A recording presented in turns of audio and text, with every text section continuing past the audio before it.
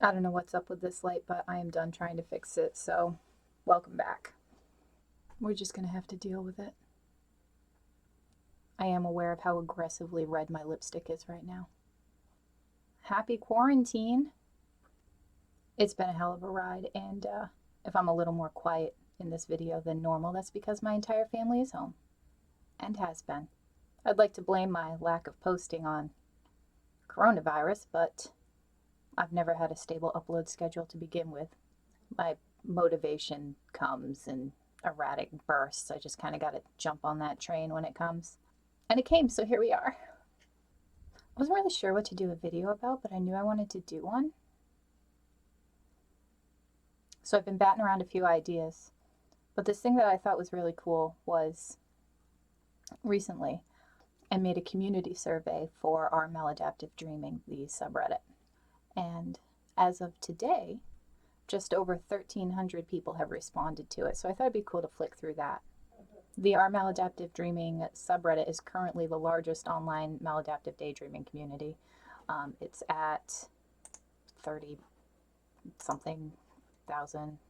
So keep in mind throughout this video that this survey is not official research or anything like that. It's just a bunch of questions for the community and for a specific community. This was made for Reddit. It's only on Reddit, and it reflects that community, which is the largest, so you would assume it'd be pretty diverse, but I don't know. It's the internet, so I'm not going to go through all of them. I'm going to skip some questions because there's just so many here, and I don't want this to be like an hour long. I don't know if this motivation is going to last long enough to even get through the editing process. So the first one that I thought was kind of cool was, how did you find out about MD? And 38% of the people said they found it through just Googling their symptoms. So a good chunk of people are wondering what's up with them and just putting things into Google and hoping for the best. 45% though said they stumbled on it by accident. They just came across the term somewhere. And 12% said social media, which I'm actually surprised isn't a little bit higher.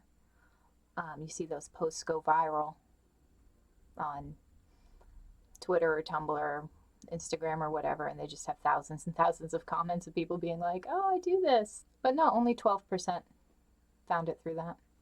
So estimate time spent daydreaming on a normal day. And we got 45% in the 1 to 4 hours, which tracks. There was an article a while ago that said the average is like 4, which sounds suspiciously low to me, but all right. 41% 5 to 9, and 11% 10 to 15. And then there were a couple of 15 plus people. Yeah, 1 to 4 seems, I guess that's about where I am, but that's where I am now after years of work. I used to be a 15 plus, not consistently 15 plus, but when I could get away with it, I would go on day long binges, probably more in the 5 to 9. Repetitive movements, pacing wins, no surprise there, 65% pace, followed by hand motions, 51%. The nuns, I'm a nun. The nuns are at 18.7. It's 19%, which I think tracks with earlier research too, although I think that was closer to 21%, the last statistic I saw on the us nuns. So a little lower here, but not that far off. All right, sympathetic movement. Making faces wins. 84%. I'm a face maker. Then we got mouthing words. 74%. I do that too. Whispering, laughing, crying, which I thought laughing, crying would be a little higher, but it's sitting there at 62%. It's still pretty high, but I don't know. I guess I just thought it'd be on par with like mouthing words and making faces, and it's a little lower. Acting out scenes is the one that surprises me, though. That's at 55% in this community survey. Whereas when I've seen it before in actual studies, it's always been much lower. It doesn't really account for how often someone does that. This is sort of a select all that apply. So maybe acting out scenes isn't like their primary, but it's secondary or tertiary to a lot of people, and they were able to express that here. Triggers, boredom. Boredom is in the lead. And then music, of course. Television and stress. And no known triggers. How much control do you have is all over the place.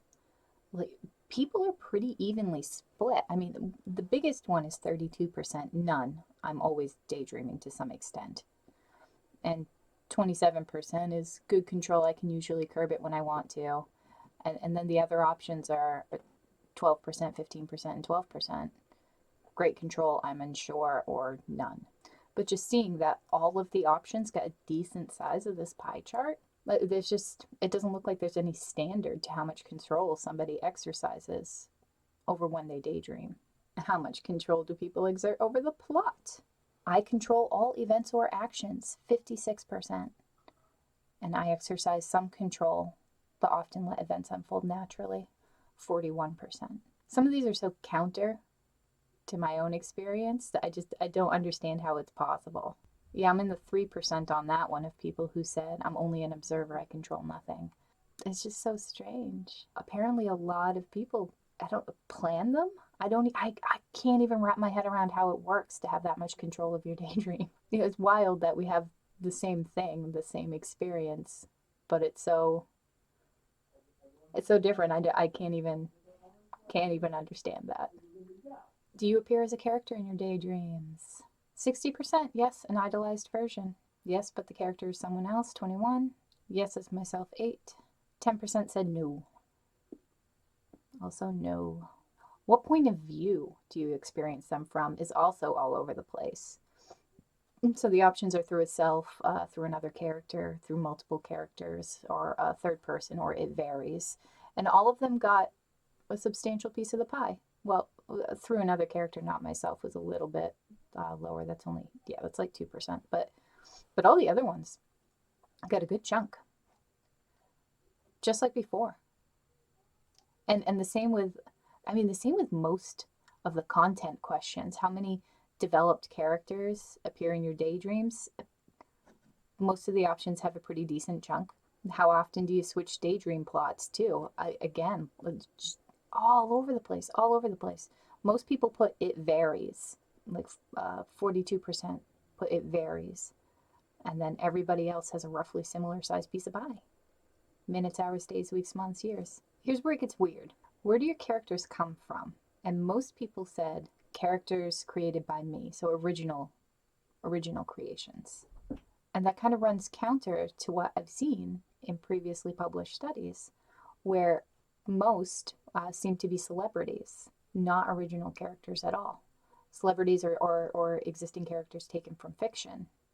And characters created by me was down in like, I can't remember, I think it was like 15% or something. And here it's 76. That's a huge difference. But again, this is a select all that apply. So maybe they're talking about, maybe most people do have like a celebrity character or something as their primary. And this is just allowing the people with like secondary or tertiary characters to make those known. Maybe that's why it's so high. Maybe that's the reason for the difference. I don't know, but it's wild how different these are. All right. At what age do you believe that daydreaming became maladaptive or dysfunctional? Most people said between the ages of 13 and 17. A good chunk said between 6 and 12. School years. I would agree with that too. I think the worst years were high school and into college. Probably my worst years with it. I don't know. I can't put a finger on when it became maladaptive though. I would have to guess a range like that, and the answers are in age ranges. So when you're transitioning out of childhood, I guess that's when you would notice that something like this is starting to interfere. Comorbidity. A lot of anxiety disorder, a lot of depressive disorder, 35% on that, 43 on anxiety. Attention deficit is it's only at 23% on this. Studies showed like something like crazy, like 79%. But the biggest is actually, I don't know, or I've never been tested, 43.7%. I don't know. I don't know what I'm saying anymore. Guys, I don't know what I'm saying. And my family keeps walking around upstairs. Speaking of family, Do you know or suspect any family members of also having MD? The no's win. I'm surprised. The no's won. 52.4% no. 35.5 unsure. 12 said yes. And that's no or suspect. That's over half of people not even suspecting a family member. And what do you feel like the MD experience is? An addiction, obsession, compulsive bad habit, inattentive issue, dissociative experience, or coping skill? And it goes to coping skill. 70% said coping skill. Addiction was pretty high, 52%. 49 compulsion. 46 obsession. That's probably where I would put it too, an obsession. Dissociative, 43. Inattentive, 28. I don't even know what to say about that. Everybody feels so differently about it. It's hard to get a good handle on exactly what it is, I guess, when people are coming from so many different directions. So I don't know, this survey is it's just really cool to see how the people around you are experiencing things. And a lot of people will probably look at that and be like, oh my God, that's me, like every single one. I'm in the majority here. And some people will be like me, where, you know, there's a few questions where you're just like, how is that? How?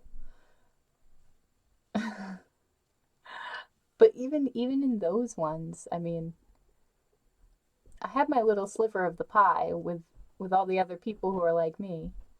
Good to know they're out there. My husband just stomps so loudly.